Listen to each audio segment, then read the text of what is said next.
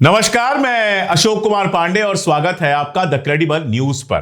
कल से लगातार अमेरिका के अखबारों, अमेरिका की वेबसाइट्स, अमेरिका के न्यूज चैनलों पर यह खबर ट्रेंड कर रही है। लगातार परेशान होकर यह खबर चलाई जा रही है कि रूस ईरान की जबरदस्त मदद कर रहा है।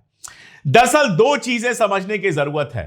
सबसे ज्यादा परेशान अमेरिका इस बात से है कि ईरान को एग्जैक्ट कैसे पता था कि कहां क्या चीज लगी हुई है।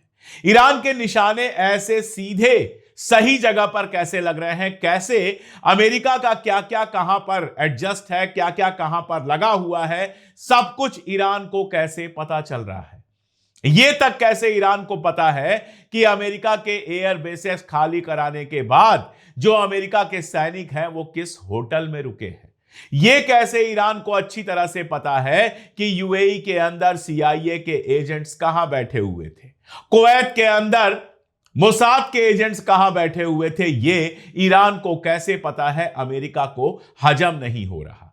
अमेरिका को लगता है कि सीआईए और मोसाद दुनिया के सबसे शानदार इंटेलिजेंस एजेंसीज हैं और इनसे ज्यादा जानकारी किसी को नहीं। इनको बिल्कुल निशाना पता होता है, वहां पर निशाना ये मारते हैं।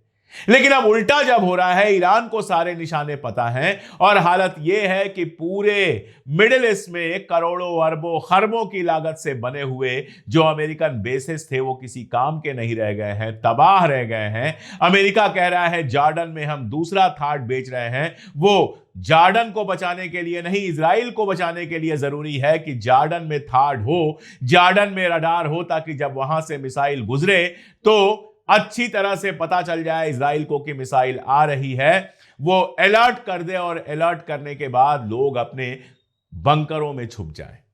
किस तरह से मिसाइलें और किस तरह से ईरान के ड्रोन आ रहे हैं, एक वीडियो आपको दिखाता हूं जो वहीं के किसी बंदे ने डाला है, वहां के एक मोबाइल का, कि लगातार अलर्ट आ रहे हैं। एक एक घंटे में, दो दो घंटे में 62-64 अलर्ट्स आ रहे हैं। ईरान ने एक सेकंड का सांस लेने का भी मौका नहीं दिया है और लगातार वहां पर मिसाइलें, वहां पर ड्रोन्स लगातार पहुंच रहे हैं। तो अमेरिका का कहना है कि रशिया मदद कर रहा है यह इंटेलिजेंस ईरान तक पहुंचाने में। दो बातें यहां पर समझिएगा। पहली बात तो यह कि ईरान का खुद का इंटेलिजेंस बहुत गजब का है। सब जानते हैं कि ईरान के जो हंडाला हैकर्स हैं उन्होंने इजराइल की कौन कौन सी जानकारियां हैक करके रखी हैं। ईरान में और मिडिल ईस्ट में जिन लोगों से मोसाद के एजेंट बात कर रहे हैं, जो मोसाद के लिए काम करने वाले ईरानी और अरब हैं, उनके बारे में भी ईरान को अच्छी तरह से पता है। और यही वजह थी कि ईरान में जब गड़बड़ी फैलाने की कोशिश की गई तो उन सारे लोगों को दबोच लिया गया और एलन मस्क ने जो अपना मटेरियल भेजा था वो मटेरियल भी पकड़ लिया गया। सारा खेल बेकार हो गया। तो ईरान की अपनी जो इंटेलिजेंस है वो कहीं से कम नहीं है। दूसरी बात यह है कि रूस क्यों ना इंटेलिजेंस दे। रूस और चाइना के लिए ईरान का वहां होना बहुत जरूरी है।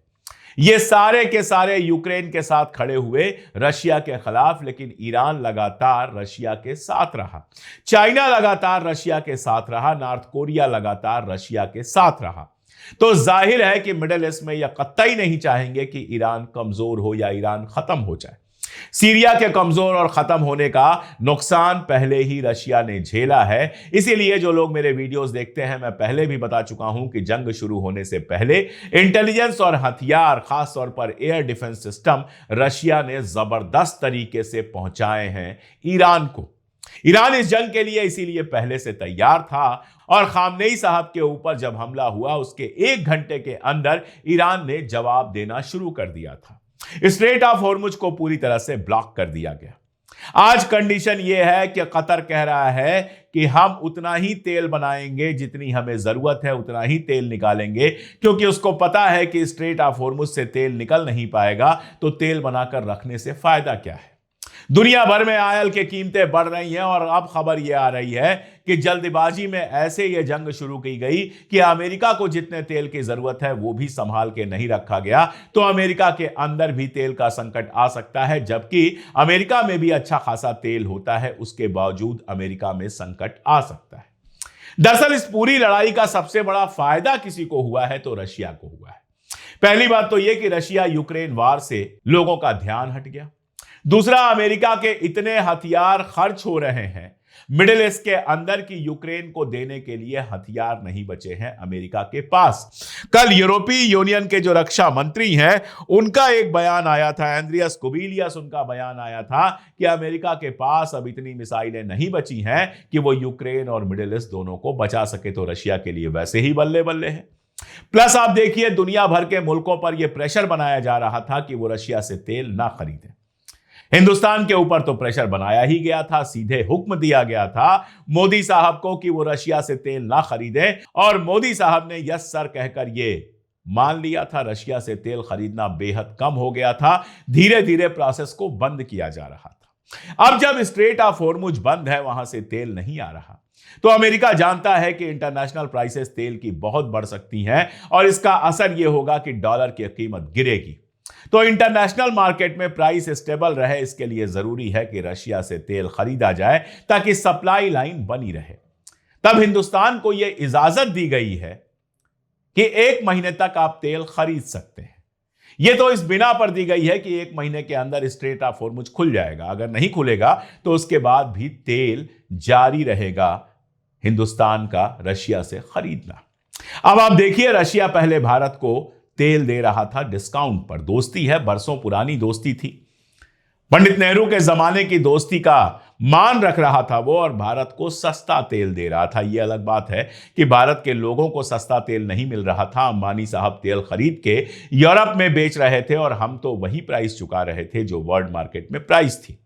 लेकिन इस बार रशिया ने कह दिया कि अब दोस्ती नहीं, धंधा चलेगा, इसलिए कोई डिस्काउंट नहीं मिलने वाला है, अब आपको महंगा तेल मिलेगा। तो मोदी जी जो अमेरिका और इजराइल के सामने यस सर कह रहे हैं, अब रशिया उनको दोस्त नहीं मान रहा और महंगा तेल देगा। अब ये महंगा तेल देगा तो हमारे आपके पॉकेट से जाएगा, वो एक अलग बात है। तो रशिया जिसका तेल बिकना कम हो गया था, केवल चाइना तेल खरीद रहा था, अब रशिया का तेल दुनिया भर में खरीदा जाएगा, क्योंकि जिस तेल पर अमेरिका को गरूर था वो तेल मिडिल ईस्ट से बाहर निकल ही नहीं पा रहा। रशिया का एक तो यह फायदा है कि यूक्रेन वार से ध्यान हट गया, दूसरा यह फायदा है कि तेल उसका लगातार बिकने लगा, और तीसरा सबसे बड़ा फायदा यह है कि ईरान ने जिस तरह से पूरे मिडिल ईस्ट में अमेरिका के सारे बेसेस तबाह कर दिए हैं, अब जाहिर है अमेरिका उतना मजबूत नहीं रह पाएगा कि रशिया को धमका सके। ट्रंप बातें बड़ी बड़ी कर रहा है। व्हाइट हाउस के एक प्रवक्ता ने कहा कि हम ईरान का सारा तेल चुरा लेंगे।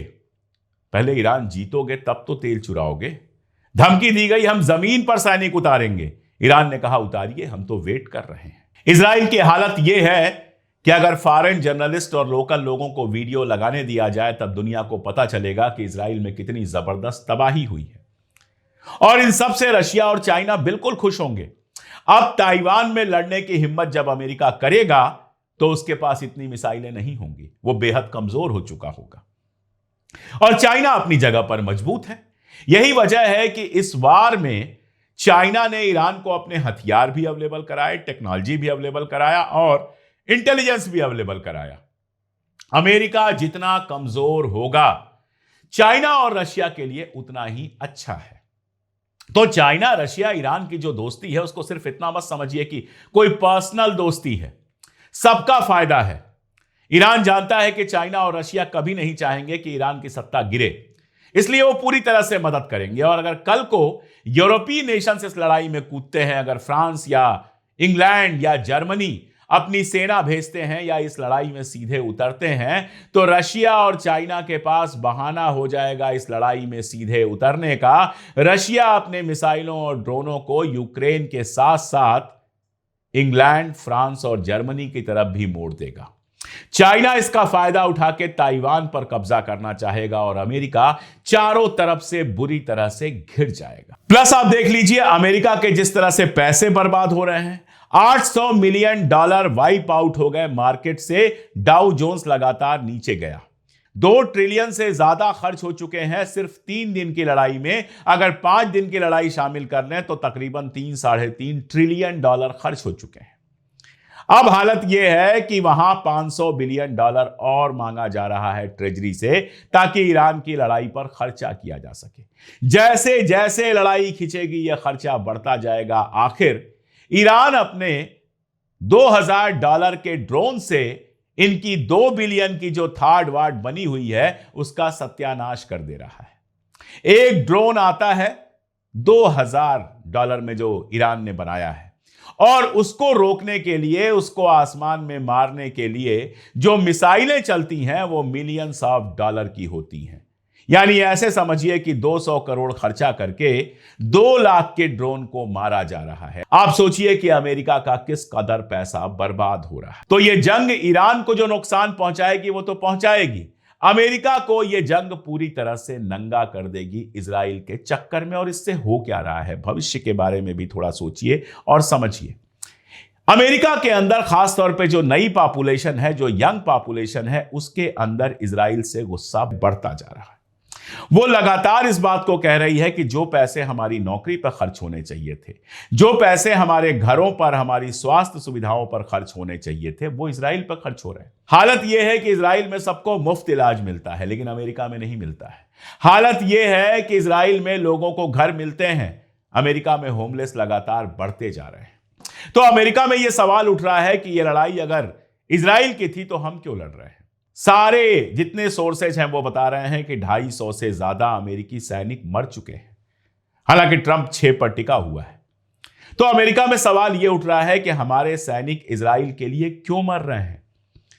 ईरान की लड़ाई अगर अमेरिका से होती तब तो समझ में आता है, लेकिन लड़ाई इजराइल से है और अमेरिका अपना पैसा भी खर्च कर रहा है, अपने लोगों को मरवा भी रहा है। और मिडिल ईस्ट में जो पूरा एक स्ट्रक्चर खड़ा किया गया था पिछले 30 साल में, वो पूरा स्ट्रक्चर भी तबाह हो चुका है।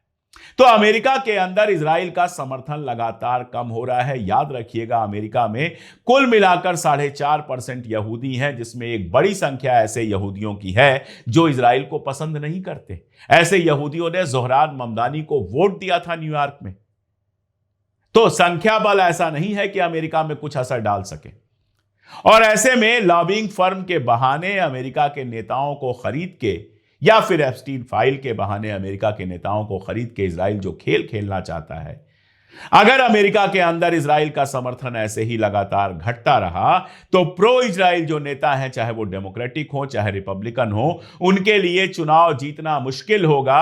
और अमेरिका की सीनेट में ऐसे लोगों की संख्या बढ़ती जाएगी जो एंटी इजराइली होंगे। तो नेतन्याहू ने सिर्फ वर्तमान नहीं जलाया है, भविष्य के लिए भी रास्ता खोल दिया है।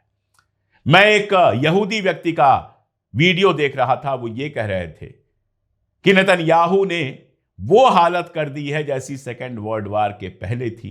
आज लोग यहूदियों से नफरत करते हैं और कल अगर यहूदियों के साथ दुनिया भर में खराब व्यवहार होना शुरू होता है, जो हो भी चुका है, तो उसके लिए सिर्फ और सिर्फ नेतन्याहू जिम्मेदार। ट्रंप बड़ी बड़ी बातें कर रहा है, बिना शर्त समर्पण कर दो। अब कह रहा है कि ईरान में हम सत्ता नहीं बदलना चाहते। कोई लिबरल अगर मौलवी भी वहां सत्ता में बैठ जाता है जो हमें दुश्मन ना समझे तो कोई दिक्कत नहीं। अरे तुमसे पूछ कौन रहा है? तुम हो कौन डिसाइड करने वाले? ईरान में गद्दी पर कौन बैठेगा ये ईरानी डिसाइड करेंगे, तुम थोड़े करोगे। लेकिन ट्रंप और नेतन्याहू ने मिलकर इतना जरूर कर दिया है कि अमेरिका की तबाही तो तय है, और अगर लड़ाई लंबी चली तो इजराइल के वजूद पर खतरा आएगा। और दुनिया भर में सबसे ज्यादा नफरत किसी से बढ़ी है तो वो नेतन्याहू से बढ़ी है, और नेतन्याहू के चलते ज़ायनिस्टों से बढ़ी है, और वो यहूदियों के लिए बेहद खतरनाक है। तो ये जो 2 पागल हैं, इन 2 पागलों ने दुनिया को एकदम बर्बादी और तबाही की तरफ भेज दिया है। सबसे बड़ा डर यही है कि अपने पागलपन में कहीं ये एटॉमिक बम का यूज ना करें। और एटॉमिक बम का यूज करने का मतलब है कि ये थर्ड वर्ल्ड वार से भी बड़ी चीज हो जाएगी। लाखों की संख्या में लोग मारे जाएंगे, और सिर्फ ईरान या मिडिल ईस्ट में नहीं, शायद अमेरिका और इजराइल में भी। और फिर जो होगा उसके बारे में तो अभी कल्पना करना भी असंभव है। तो फिलहाल ये हालात हैं। रशिया और चाइना पूरी ताकत के साथ ईरान के साथ खड़े हैं, और ईरान बहुत होशियारी से अपने सस्ते ड्रोन्स और सस्ते मिसाइल से अमेरिका और इजराइल में वो तबाही मचा रहा है जो इन्होंने कभी ख्वाब में भी नहीं सोची थी। ये फिलहाल की डिटेल्स हैं, आगे जैसे जैसे डिटेल आती रहेंगी टीसीएन पर भी और टीसीएच पर भी मैं लगातार अपडेट करता रहूंगा। जुड़े रहिए हमारे साथ, देखते रहिए। चैनल सब्सक्राइब ना किया हो तो चैनल को जरूर सब्सक्राइब कर लीजिए, और साथ में अगर हमारी ताकत बनना चाहते हैं तो मेंबरशिप ले लीजिए। स्क्रीन पर आपको बहुत साफ एक क्यूआर कोड दिख रहा होगा, उसको स्कैन कर सकते हैं। वीडियो के नीचे ज्वाइन बटन होगी, डिस्क्रिप्शन में और पिन कमेंट में लिंक होगा, जिससे भी आसानी हो उससे आप हमें ज्वाइन कर सकते हैं और हमारी ताकत बन सकते हैं। आज के लिए इतना ही, बहुत शुक्रिया।